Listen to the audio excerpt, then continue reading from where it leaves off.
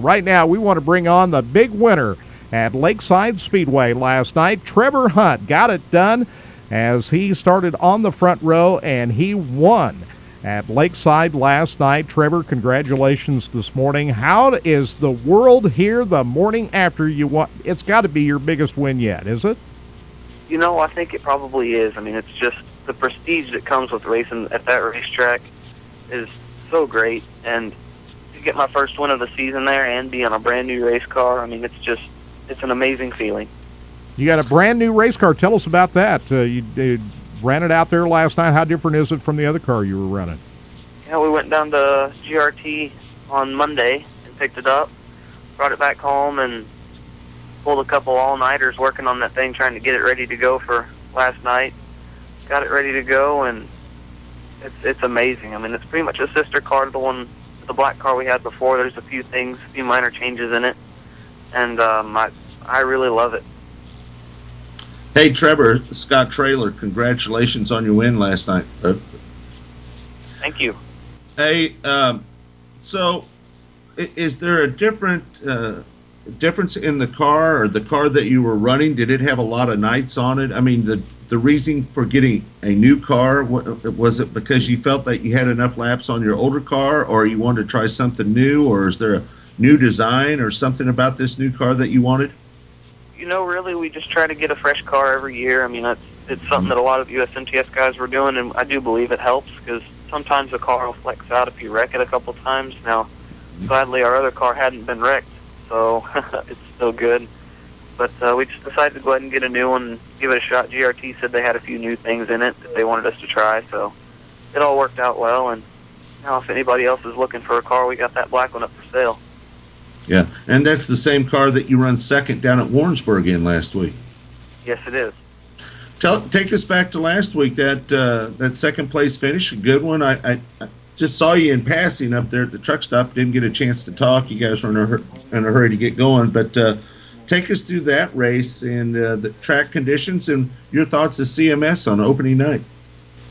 You know, I was a little bit surprised. I thought they'd have a larger car count. I mean, just a lot of guys didn't really go that I expected to see there. But we got there. I drew, I think, fourth in my heat, finished second, which is good for passing points, put me third in the A feature. Started third, and I think on the first lap I got up to second, had a chance to pass the leader, but just didn't really want to force the issue. And it was pretty much one lane right around the bottom, so there really wasn't much I could do. But I didn't really have anything for the leader, so I just rode it out in second. Yeah. Track conditions, considering that track hadn't been open for a while, they seemed pretty good. You know, it really was. I mean, for not being open for 2 years, I was genuinely surprised at the racetrack. You know, I figured it'd be pretty rough being that nobody's been on it, thinking it would be pretty soft, but they had it packed down really nice. It was good. Yeah. Talk about the decision to race now. There for a while last year, the year before that, you were racing with the USMTS. You won that Ironman Challenge Championship a couple of years ago, and then you decided to go out and go full bore with the USMTS series. Just kind of talk about the transition. You're staying more local this year. Why the different plan now with your racing career than what you were doing just racing all the USMTS series? You know, I do wish we could go back and run that again this year, but we're struggling to come up with the funding to run that deal. I mean, it takes a lot of money to do that because there's just so many nights and a lot of traveling that goes with it.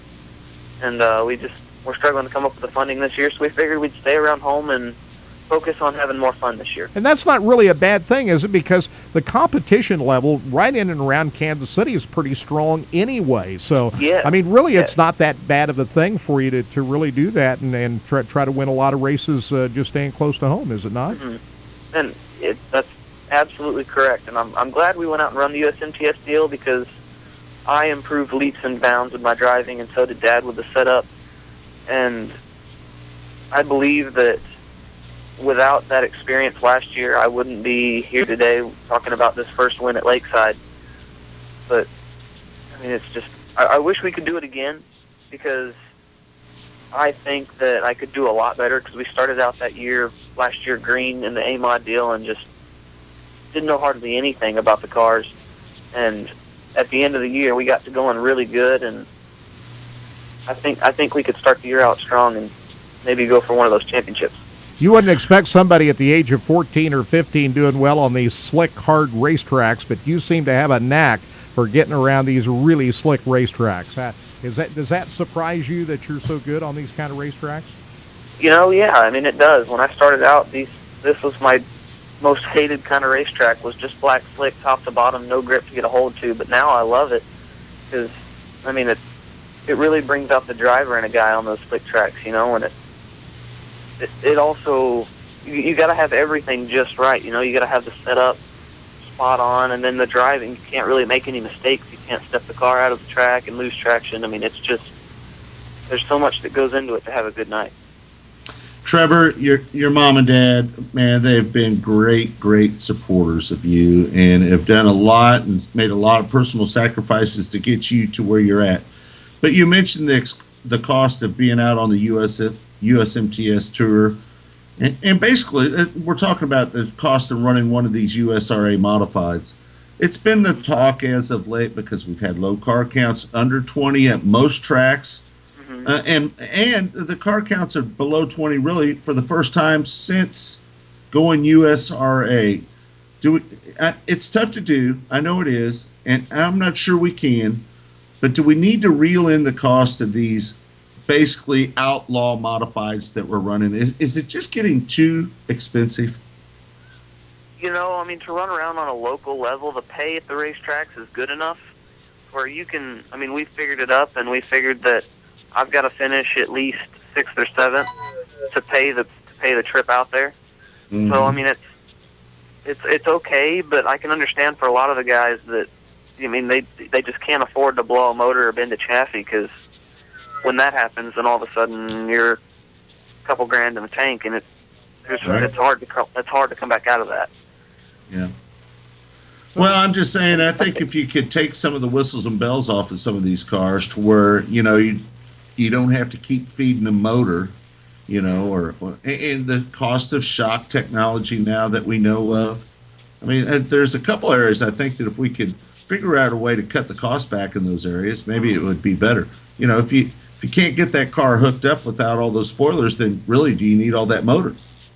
True. I mean, and I think another thing that's really hurt car counts this year is that so many different tracks have opened up or gone USRA sanctioned this year that they're all the cars are kind of spreading out to the track that's closest to them, and I think that's also hurting them. I-35 went USRA, CMS opened up, and I think both of those are pulling away cars from other tracks, but I'm all right with it because those are both tracks that I enjoy racing at, but there's also a downside because they're all so close together. Now, are you planning on running for the points out at Lakeside? No points at all, just race wherever this year? What's the plans? I think we're going to go for USRA national points or the Lakeside track points. I don't know. I really haven't checked in to see how we're doing in either of those standings yet, but I think that's going to be our goal this year. Was that the plan right from the very beginning, Trevor, or did you just set out and see how things would play out in the early part of the season before you made your final plans of where you would go racing this summer?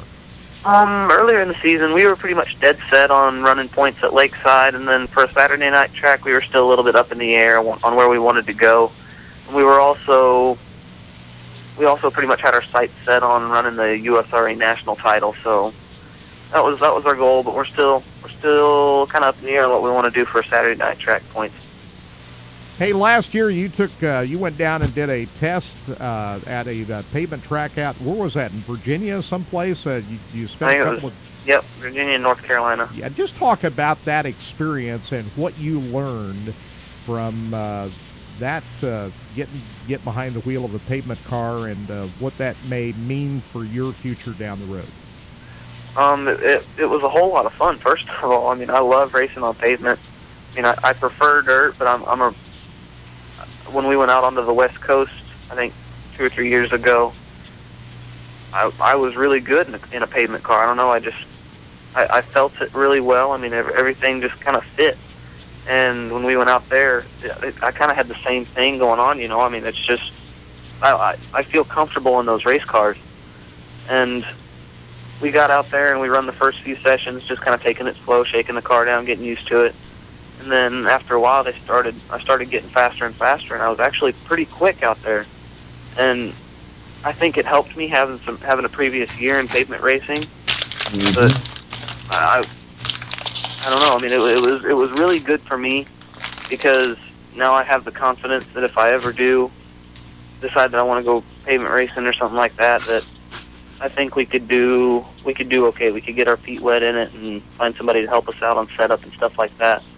And I think we could get going pretty good. So what's the best path of you getting there? You think just keeping your nose to the grindstone, doing what you're doing, and try to win as many races as you can now is the best path of where you might want to be here in a few years? Kind of what we're trying to do.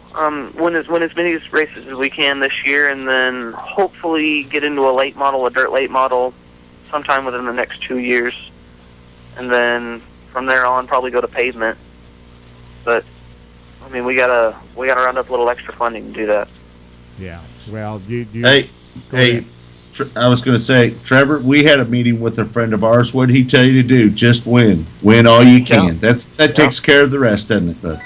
Yeah, and that's kind of what we're doing this year. We took that information to heart, and that played into we didn't have enough funding to run the USMTS this year, so we figured it was a perfect opportunity to try to do that.